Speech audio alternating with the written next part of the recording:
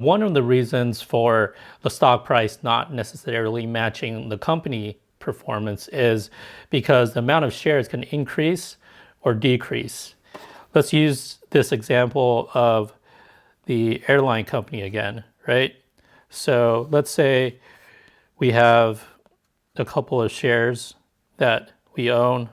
Let's say we own 2 shares, each is worth $20,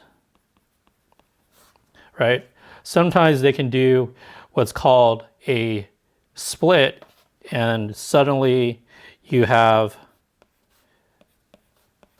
4 shares.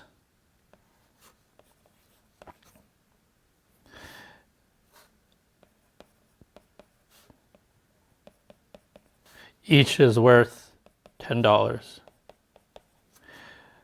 So this one split into 2, and this one split into 2. So you have a stock split, right?